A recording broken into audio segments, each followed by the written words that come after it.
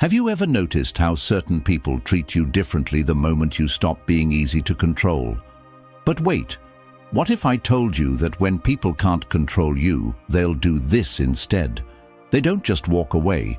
Instead, they switch strategies, guilt-tripping, spreading rumors, twisting your words, anything to make you doubt yourself.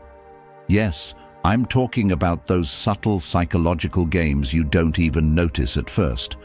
While you think you're just living your life, they're quietly working to pull you back into their influence. Stoic philosophy teaches us that real power isn't about controlling others. It's about refusing to be controlled. But let me ask you, are you truly free, or are you still reacting to their tricks without realizing it?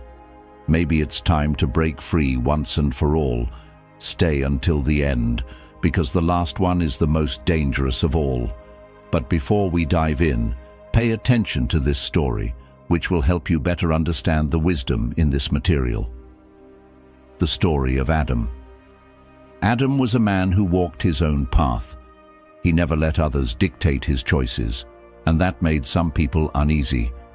At work, his boss couldn't intimidate him. In friendships, he never bent to manipulation. Even in family, he set boundaries that others found uncomfortable. He thought this would earn him respect. But instead, something strange happened. People who once praised him started criticizing him. Friends who admired his confidence began calling him selfish. Colleagues who used to rely on him started spreading rumors. Confused and frustrated, Adam visited an old mentor, Mr. Carter, a retired businessman known for his wisdom. "Why is it," Adam asked, "that when I refuse to be controlled, people turn against me?" Mr. Carter chuckled and led Adam to his backyard. There, two horses stood, one tied to a post, the other roaming freely. "Watch closely," Mr. Carter said. He walked toward the tied horse, and it stood calmly. But when he approached the free horse, it stepped back, cautious and alert. "Do you see?" Mr. Carter said. "People are like this. When they can tie you down, they feel secure. But when you are free, they grow uncomfortable because they can't predict or control you." Adam frowned. "So what do they do?" Mr. Carter sighed. "They don't try to free you. Instead, they try to break you. They'll call you difficult, selfish, arrogant. They'll twist your independence into something negative, not because you're wrong, but because your freedom reminds them of their own chains." That night, Adam finally understood. People weren't turning against him because he was bad. They were turning against him because they couldn't control him. So he stopped explaining himself, stopped seeking approval, stopped letting guilt make his choices. And in that silence, something powerful happened. The manipulators. They left. The weak-minded. They faded away. And the truly strong. They stayed, because real strength respects strength. Before we begin with the first lesson, if you find these videos helpful, I encourage you to subscribe and turn on notifications to stay updated on the latest content. Let's begin. Number 1, they try to manipulate you. Let's talk about what happens when people realize they can't control you. They resort to manipulation. Some people thrive on control. They want to dictate your actions, influence your decisions, and shape your behavior to fit their needs. But when they see that you're independent, that you don't bend easily, they don't back down. They change their approach. Instead of direct control, they use subtle manipulation, playing with your emotions to make you feel guilty, obligated, or pressured into compliance. Here's the truth. When someone can't control you outright, they try to influence you indirectly. They'll guilt trip you. "After everything I've done for you, this is how you treat me." Or use flattery. "You're amazing at this. I don't know what I'd do without you." If that fails, they create urgency or play the victim. Anything to make you feel responsible for their emotions. It's never about respect. It's about keeping you under their influence without making it obvious. And this is where Stoic wisdom comes in. Lao Tzu once said, "He who controls others may be powerful, but he who has mastered himself is mightier still." That's the key: self-mastery. True strength isn't in controlling others, it's in controlling yourself. Manipulators thrive on emotional reactions: guilt, doubt, or fear. The moment you recognize their tactics and refuse to engage, you take away their power. Think of it like a chess game. Manipulation is like a game of chess. Every move they make is designed to force a reaction out of you. They set traps, expect you to panic, and hope you play right into their hands. But what happens if you don't react? If you stay calm, observe, and refuse to move according to their strategy, they lose. The best way to beat manipulation isn't to fight. It's to stop playing their game altogether. I remember once dealing with someone who always had a way of twisting situations in their favor. One day they asked for a favor, something I wasn't comfortable doing. I politely declined, but instead of accepting it, they sighed and said, "Wow, I thought we were closer than that." That moment I felt it, the guilt creeping in, the urge to explain myself. But then I paused. Instead of defending my decision, I just smiled and said, "I know what you're doing." That single sentence changed everything. Their face shifted. They knew they had been caught. They stammered, tried to laugh it off, but I didn't engage. That was the last time they tried to manipulate me. And that's the thing. Once you recognize manipulation, it loses its power. So how do you handle people like this? First, recognize their tactics. If someone is making you feel guilty, pressured, or obligated, stop and ask yourself, is this a request or is this manipulation? Second, stay calm and firm. The more neutral your response, the less control they have over you. And finally, refuse to play the game. You don't have to defend yourself, argue, or prove anything. Simply say no and move on. At the end of the day, manipulation only works when you react to it. The moment you stop engaging, stop explaining, and stop feeling responsible for someone else's emotions, they lose control. Master yourself, hold your ground, and remember, your choices are yours alone. Number 2, they spread lies about you. Let's talk about one of the lowest tactics people use when they realize they can't control you. They spread lies.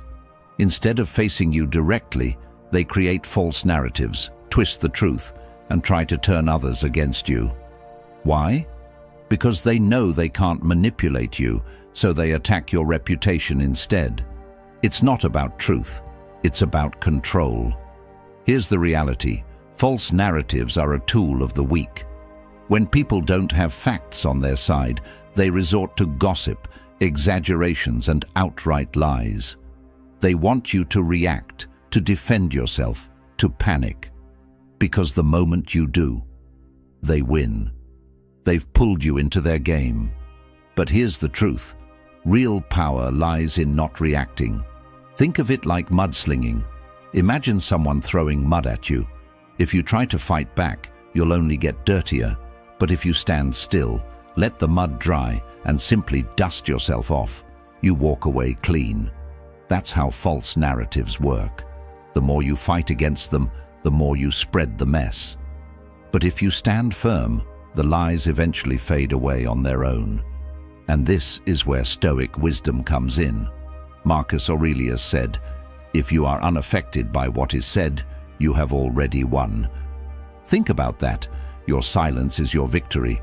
The moment you stop caring about what others say, you take away their power, because truth doesn't need defense. It speaks for itself.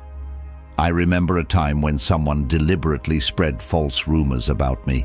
At first, my instinct was to defend myself, to correct every lie. But then I stopped. Instead of reacting, I focused on being exactly who I am, letting my actions prove the truth. And you know what happened? The lies lost their impact. The more I ignored them, the more people started seeing the real story and the person who spread them. Eventually, they exposed themselves because lies have a short lifespan, but the truth lasts forever. So how do you handle people like this? First, don't engage. The moment you argue, you give their lies power. Second, let your character do the talking. Truth doesn't need a defense. It proves itself over time. And finally, remember that people who spread lies reveal more about themselves than they do about you. At the end of the day, false words hold no weight unless you give them attention. So stand firm, stay silent, and watch as the truth makes its way to the surface, because those who rely on lies always lose in the end. Number 3, they play the victim. Let's talk about one of the most manipulative tactics people use when they can't control you. They play the victim. Instead of taking responsibility for their actions, they flip the script, act like they've been wronged, and seek sympathy from others. Why? Because if they can't control you directly, they'll control how others see you. Here's the truth. Playing the victim is not about seeking justice. It's about avoiding accountability. These people twist facts, exaggerate situations, and make themselves look helpless, all to gain support and validation. And the more you try to explain or defend yourself, the worse it gets, because now you look like the aggressor while they sit back, soaking in sympathy. Imagine someone putting on an Oscar-worthy performance, playing the innocent victim while making you the villain.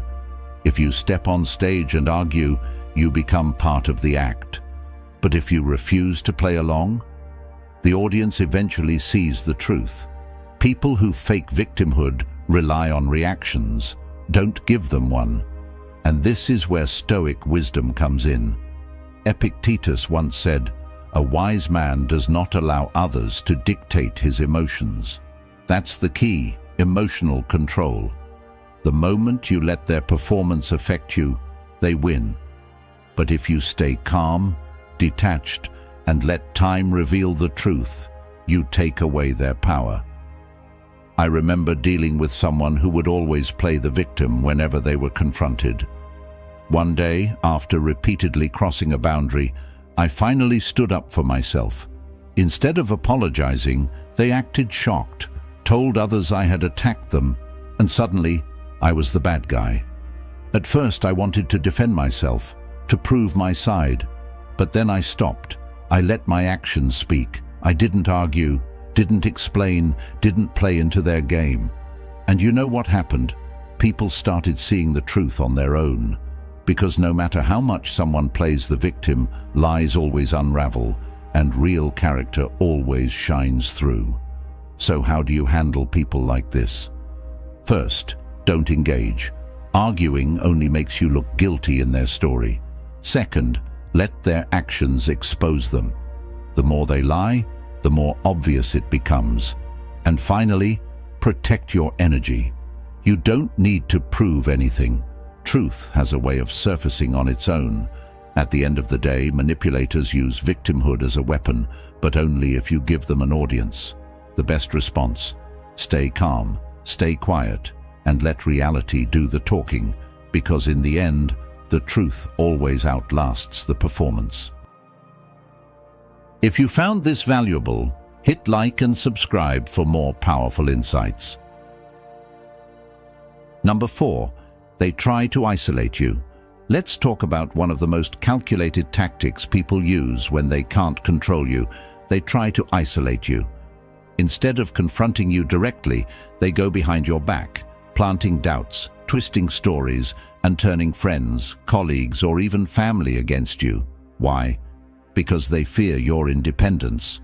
If you have strong relationships and support, they can't manipulate you, so their goal is simple: cut you off and make you feel alone.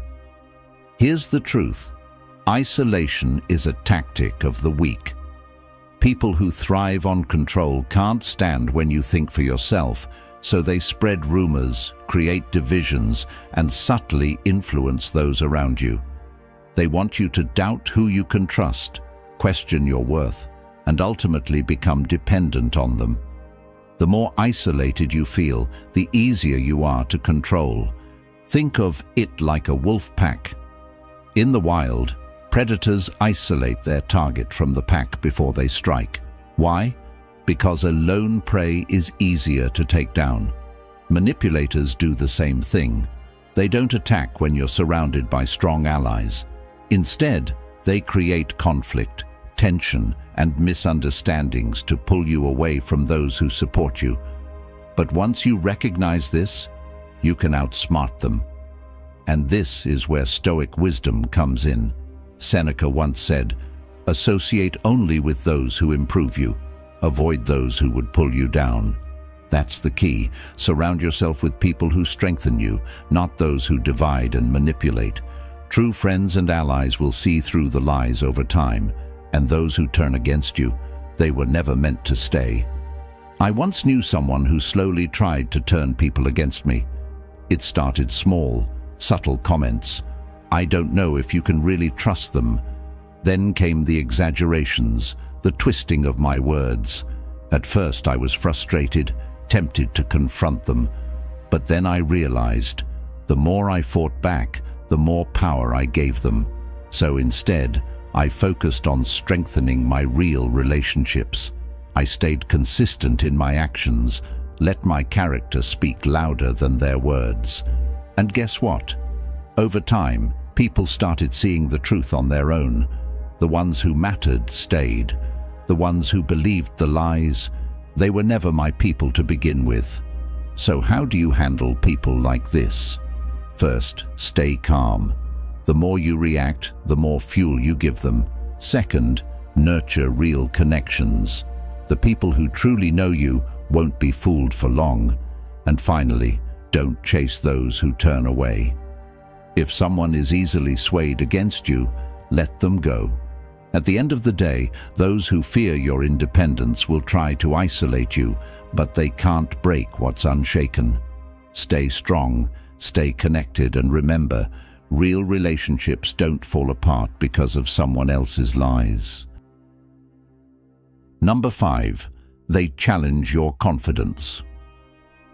Let's talk about a subtle but dangerous tactic people use when they can't control you.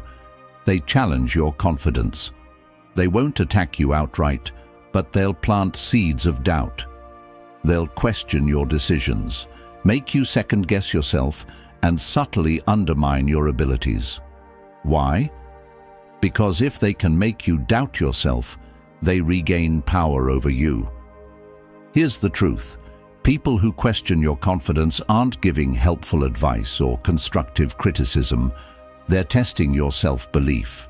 They want you to hesitate, to seek their validation, to feel uncertain about your choices, because the more unsure you are, the easier you are to influence. Think of it like a shaky bridge.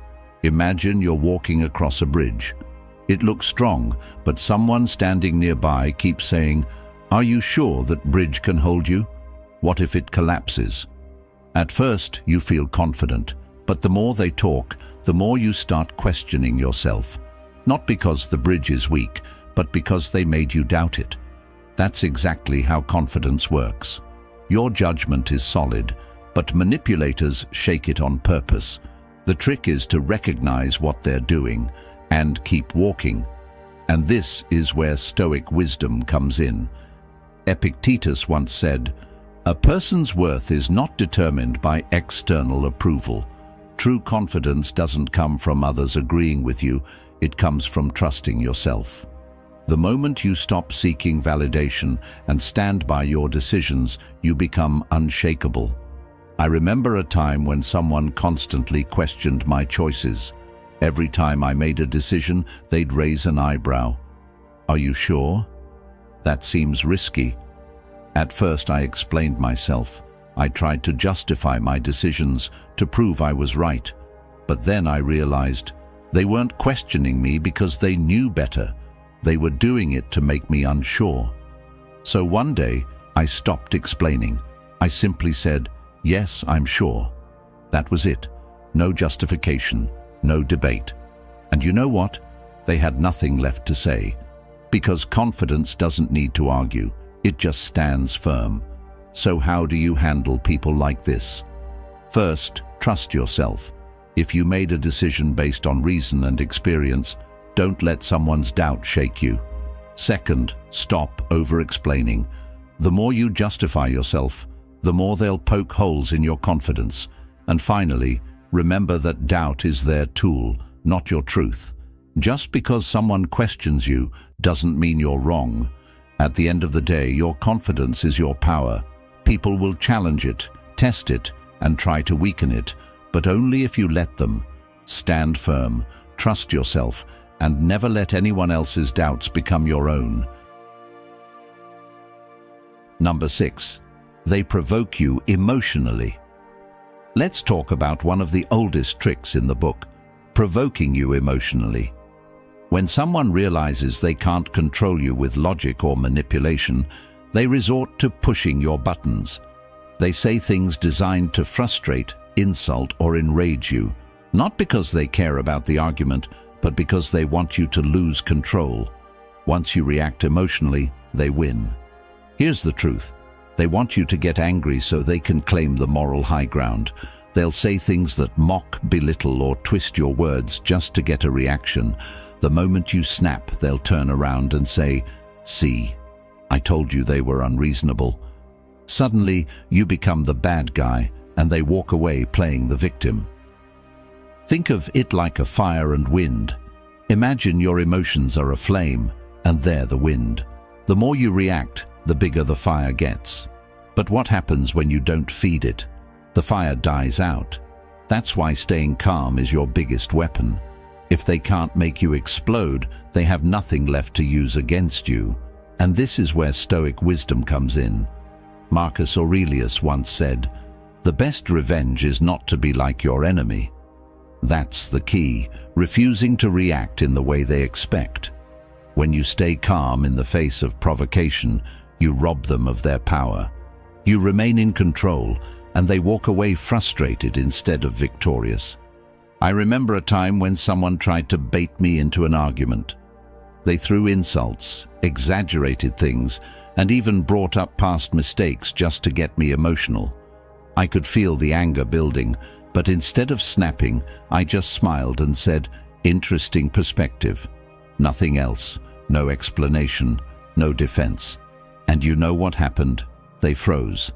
They didn't know what to do because they were expecting a reaction. That was the moment I realized, staying calm isn't weakness, it's power. So how do you handle people like this? First, recognize the game. If someone is deliberately trying to provoke you, pause and ask yourself, do they actually want a conversation, or do they just want me to react? Second, control your response. If you feel emotions rising, take a breath before speaking. And finally, walk away from unnecessary battles. Not every argument is worth your energy, and some fights are won by simply not engaging. At the end of the day, your emotions belong to you. If someone tries to provoke you, stay calm, stay detached, and let them burn themselves out. Because in the end, the strongest person in the room is always the one who refuses to be controlled. If you've watched the video this far, don't forget to leave a comment with a "thank God" and give it a like if you enjoyed the content. Your support means a lot and motivates me to keep creating more interesting videos. I hope you find inspiration in them and that we continue learning together. Thank you for your support. Number 7. They copy you. Let's talk about a tactic that's both frustrating and revealing when people start copying you. At first, it might seem like a coincidence. You make a bold move, they do something similar. You introduce a new idea, they suddenly act like they thought of it first, and then you realize they're not competing anymore, they're imitating. Here's the truth. If they can't defeat you, they'll try to become you. Instead of finding their own path, they mimic yours, hoping to absorb your success without doing the work. But here's the catch. No matter how much they copy, they'll always be a step behind. Imitation may fool people for a while, but it can never replace originality. Think of it like a shadow versus the sun. A shadow moves when the light moves, but it can never create its own glow. That's what copying is, a lifeless imitation of something real. No matter how much they try to act like you, they can never replace the essence that makes you unique. And this is where Stoic wisdom comes in. Seneca once said, "Character, not imitation, defines a person. Your true value isn't in what you do, it's in who you are." Someone can copy your words, your style, even your ideas, but they can never copy your mind, your experience, or your authenticity. I remember someone who would copy almost everything I did. Every time I made progress, they followed the same steps. If I took on a new challenge, they'd suddenly be interested in the same thing. At first, it was frustrating. I felt like my work was being stolen. But then I realized something. The more they copied, the more obvious it became that they had nothing of their own. One day, I switched things up, changed my approach completely, and guess what? They had no idea what to do. Because when you're always following, you're never leading. That's when I learned. Imitation is just proof that you're ahead. So how do you handle people like this? First, stop worrying about them. The fact that they're copying means they're already behind. Second, keep evolving. The more you grow, the harder it becomes for them to keep up. And finally, remember that imitation isn't flattery. It's a sign of insecurity. They copy because they lack the confidence to be themselves. At the end of the day, copies fade, but originality lasts forever. Keep being yourself, keep leading, and let the imitators struggle to keep up, because no one can replace what makes you unique. Number 8. They wait for you to fail. Let's talk about a harsh reality. Some people don't support you, they just pretend to. They smile in your face, nod at your ambitions, and even say, "I'm happy for you." But deep down, they're waiting. Not for you to rise, but for you to fall. Because your success challenges them. And if they can't beat you, they'd rather see you lose. Here's the truth. Some people aren't cheering for you. They're keeping score. They don't clap because they believe in you. They clap because they're waiting for the moment you stumble. And when you do, they'll be the first to whisper, "I knew it." But here's where they fail, because real success doesn't depend on their approval. Think of it like a storm and a tree. A weak tree bends under strong winds, but a deeply rooted tree, it stands firm no matter how much the storm rages. The people hoping for your failure are like the wind. They make noise, they push against you, but they can't break you unless you let them. The stronger your foundation, the less their opinions matter. And this is where Stoic wisdom comes in. Epictetus once said, "Do not waste energy on those who hope for your downfall. Your focus should be on growth, not proving people wrong." Success isn't about proving anything to them. It's about becoming the best version of yourself. I once had someone in my life who acted supportive, but always made small comments. "Are you sure this will work?" Or, I hope you make it, but let's see."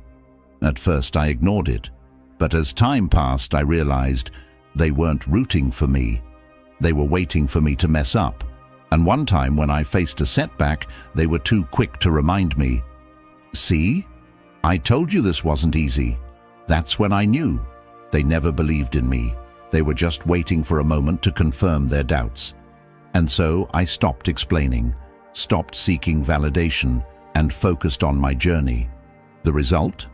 I succeeded, and their silence spoke louder than their fake support ever did. So how do you handle people like this? First, recognize the signs. If someone only appears when you struggle but disappears when you win, that's a clue. Second, stop wasting energy proving yourself. Your success is for you, not for them. And finally, let success be your answer. Keep moving forward, keep evolving, because nothing bothers them more than watching you rise when they swore you'd fall. At the end of the day, some people wait for your failure like it's entertainment. Don't give them the satisfaction. Succeed anyway. Blast off.